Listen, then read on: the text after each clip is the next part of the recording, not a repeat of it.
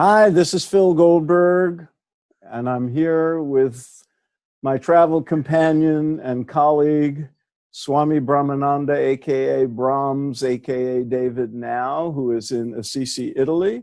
I'm in Los Angeles.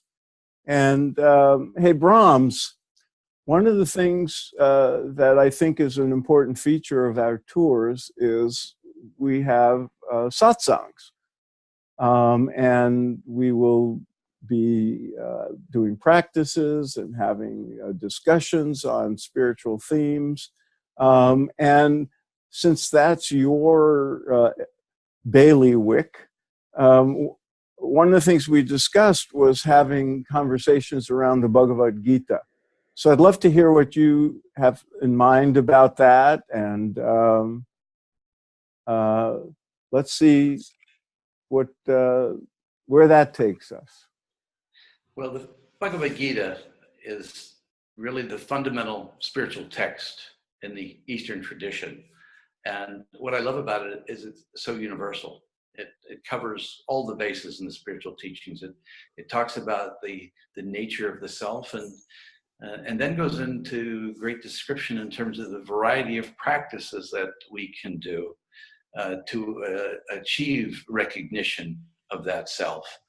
And during our satsangs, we'll take a little chunk of it each time, take maybe a chapter or two, read some verses from it, and have a discussion of it. One of the key components of understanding the Gita is learning how to bring it into your own life and how to apply it. So we'll be having these discussions and diving into the meaning of the actual text. And then we'll take some time to do the contemplation of it. The study of scriptural text often entails hearing the sacred words and then contemplating them and discussing them with others, having satsang, and then going into the silence, going into meditation and allowing the self within to reveal the deeper meaning of the teachings, which will resonate in a different way for each of us. That's great. One of the things I love about the Gita, which was such an important part of my life at the beginning of my spiritual path, and now I'm looking right over there at about a dozen translations of the Gita.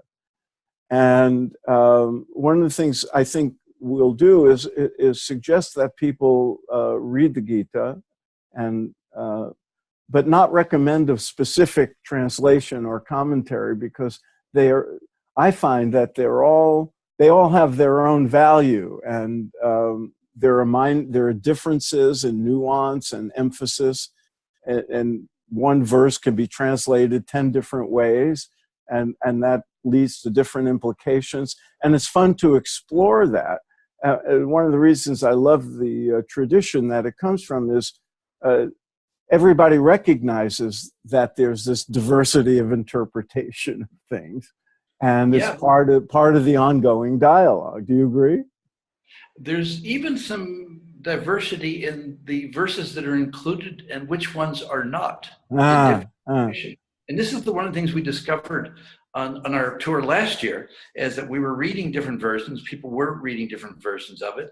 And in what we'll call the tantric texts, which were a little different from the Vedantic perspective, there were a couple extra verses in there that were not in. For example, we were reading the Bhagavad Gita text, and he's a Kashmir Shaivite, and there were some verses in there that were not in some of the others.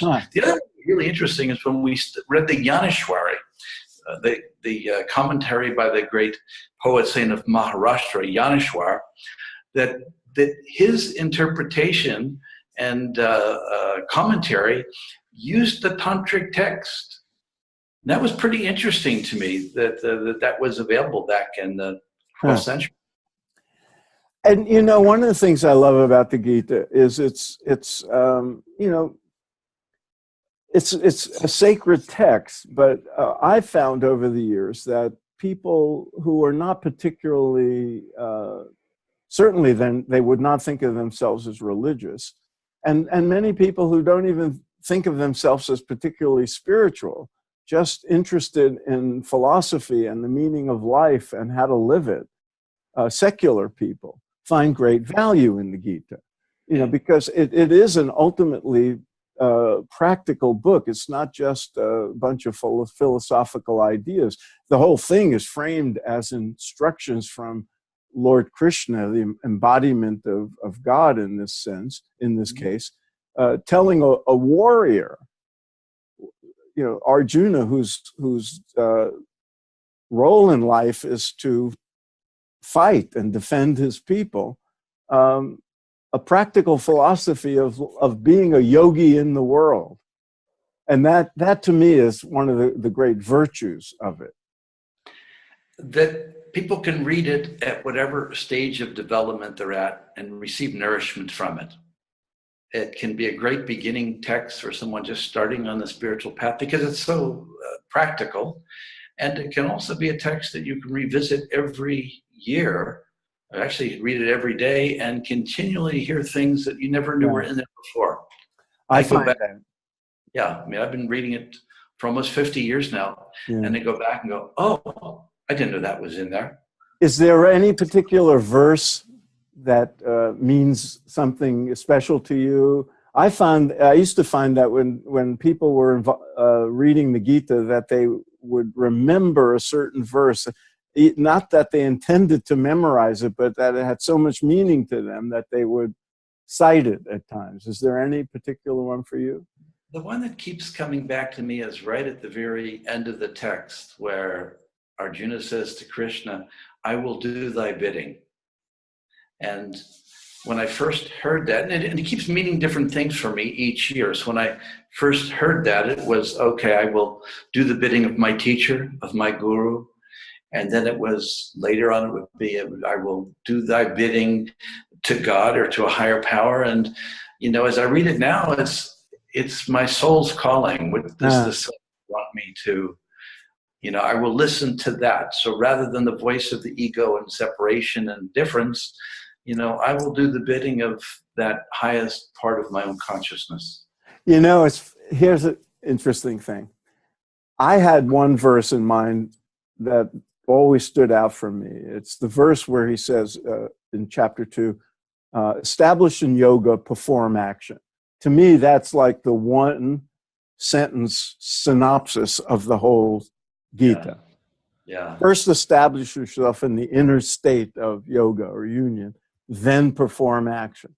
But since you mentioned that I will do your bidding, right before that, Krishna ends his discourse after all of this, after showing him all the paths of yoga, after showing him his own true nature, all this stuff, he says, I have given you this great knowledge, this great secret. Now, do what you wish. Now, it's your choice. And that always, I love that from the beginning, because it was not like, these are the commandments and you must follow them or else. It's like, okay, you still have free will. I told you what to do and not to do. Your choice. Yes. I love that. Yeah. And then Arjuna says, I'll do your bidding. I'll do the bidding. Yeah. Yeah. That's great. So we'll have fun with this, Brahms. We will. And it'll be very interactive. We need to talk about, and you know, it's one of those scriptures that can speak to everyone. Yeah. And as you said, it has even a greater meaning and depth of absorption when it's combined with spiritual practice. And you'll be leading us in meditation and yoga as part of these discourses as well, discussions. Great. How do you say goodbye? Arrivederci. Arrivederci. Ci vediamo. See you later. Okay.